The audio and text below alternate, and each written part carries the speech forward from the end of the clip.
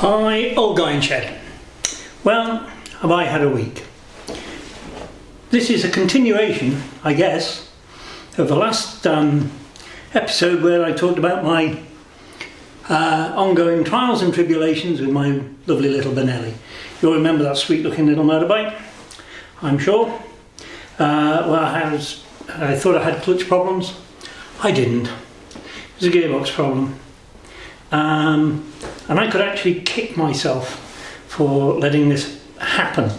I don't know if any of you remember, but I took the thing apart because I was having a problem with it going, not engaging first properly.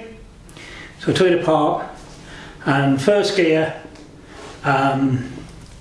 selector fork was burned out, finished, worn away, and I found a brand new one from Germany. Sorry, was it Germany? Netherlands? Somewhere. Foreign parts. And fitted it all in, thought hunky-dory, fixed it, put it in, great, bike ran great. I did no more than 30 miles or so, and the gearbox started playing up again on my way back from the MOT station. And I thought, oh God, what is it now? So, the net result of everything that has happened, I will now show you what I've gone through and what I've found. I hope you find it interesting. I found it a bit infuriating, as I'll explain as we go on.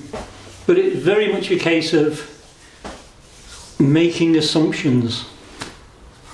Never make assumptions about anything ever.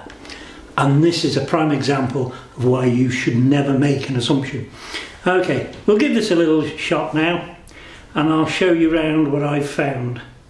Here we go.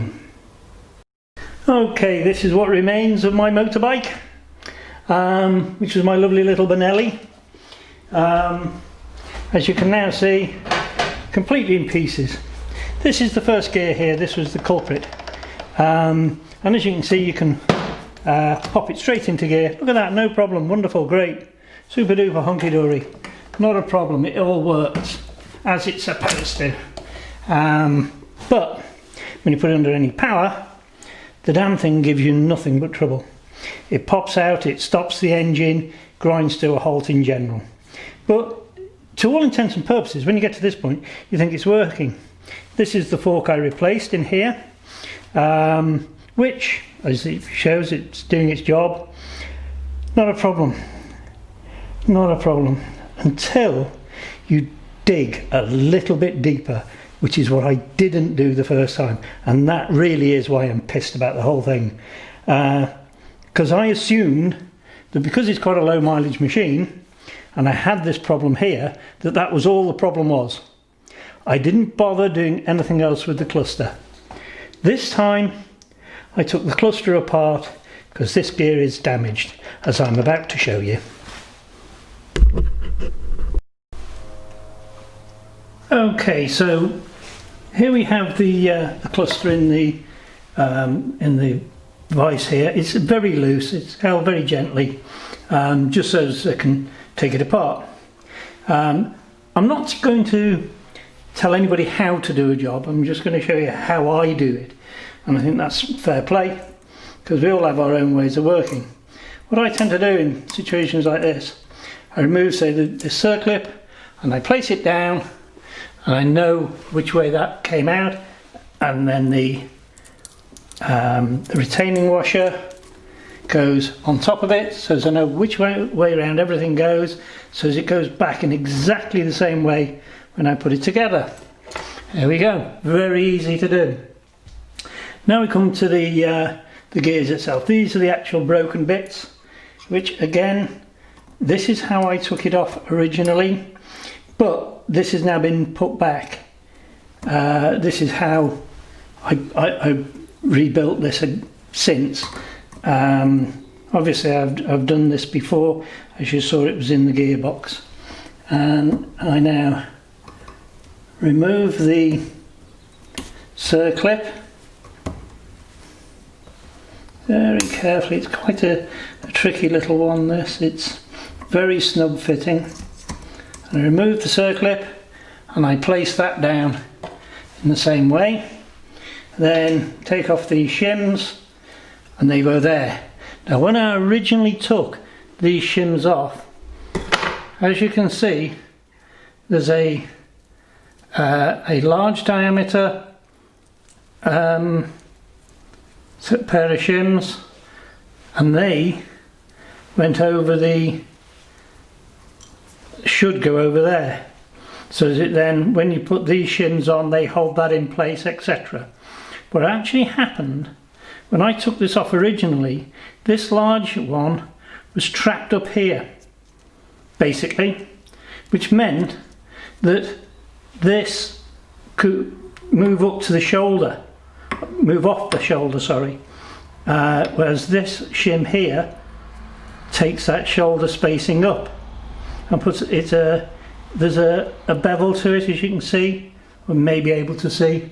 There's a little bit of a bow to that, so it just exerts a tiny bit of pressure on that and keeps it all snug. Now that's how I would do this. Obviously the person who built this last time didn't do that, so they mixed them up and I ended up with a pair of knackered first gears. So here's my gears from out of the gearbox. Obviously this should have cutback on it, so when it goes into here, that cutback holds the gear in place.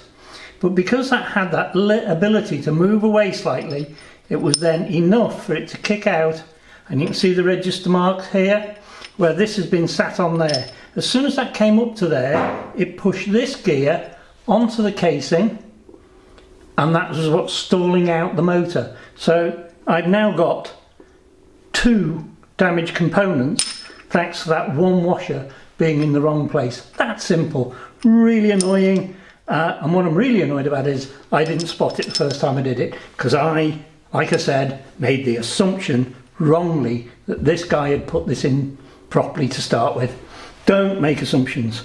Now I've got, through the power of the internet, a pair of nice new gear clusters coming to me from Italy, and you can bet your bloody life I'm going to take it apart and make sure I'm not going to make the same mistake twice, just in case. You never know, dear. I'm no doubt in my mind it's going to be fine and they'll all fit beautifully, but I'm certainly not going to take that chance ever again. Everything is going to get put back as it should be, and then I will be happy that I will have a functioning gearbox that is not going to give me any more problems, because like I say, it's been so easy to make such a silly mistake that I never want to be doing this again. So like I say, it's very much a case of build it once, build it right, and don't make assumptions. Just don't make bloody assumptions. And you've always got to do these jobs very quickly, so A, they stay in your memory, and B, you don't want the wife coming into your workshop and tidying up, because the moment that happens, nothing will be in the right order ever again. So like I say, very easy to do, but do it right first time. Right, let's get on with the rest of it then.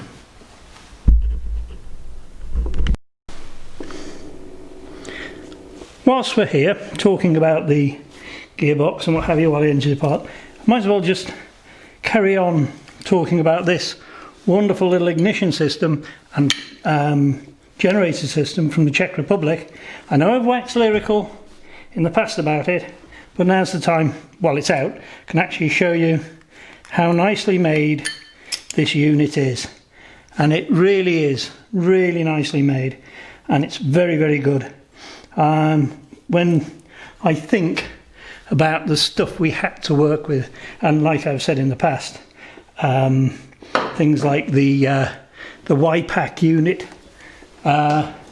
which laughingly called itself a alternator, which really was nothing more than a partial generating system that really didn't do the job.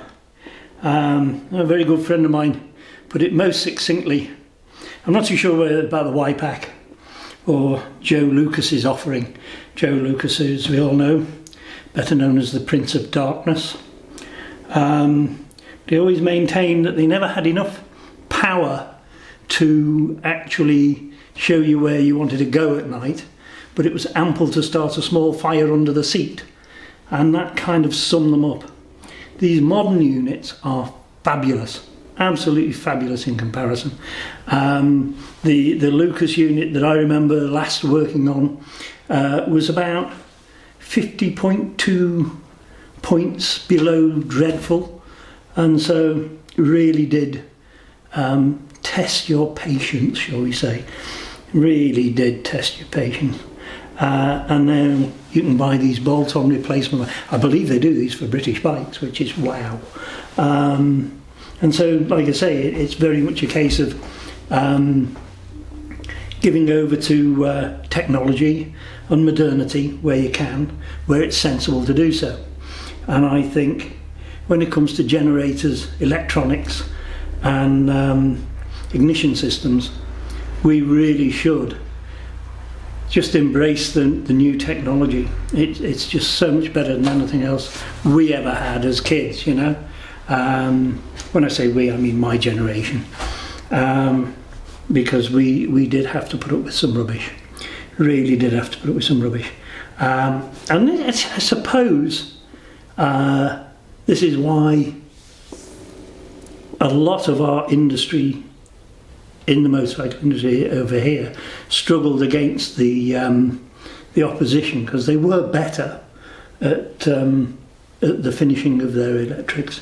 Although a lot of people are very scathing about the Italian electrics, they were no worse than the British. And anybody that remembers those stupid little chrome YPAC switches, oh God, they were broken brand new. They were awful things. So I think it was just an era thing. It was a European era. I can't say too much about the Eastern European machines. I only ever had one. I had the MZ as a winter bike, and even that I had to twist the wires together because the headlamp switch failed, and I just ran around with headlights on all the time. In the days before you didn't have to. And you see people saying to me, "Oh, your headlights are on." I know. It's strange how quickly we can get into the new ways of thinking. Anyway, that's about it for this video. Hope you've enjoyed it, found it maybe a bit interesting. And I know some of you are going to go, well, you should have checked the gears before you put them together. Well, I didn't. And I made an assumption, and it's annoyed me and one thing and another. So we'll leave that alone as a subject, I think. Otherwise I'm stuck and start drooling at the mouth and getting very angry again. Okay, so that's it. If you liked it, press a like or a share or a subscribe or whatever it is you do. But I hope to see you all again soon. I hope you have less trouble with your machines than I'm having with this particular one, and I hope you have a good time this week, because I'll be back next week, hopefully with an update of what's gone on here. Take care, folks.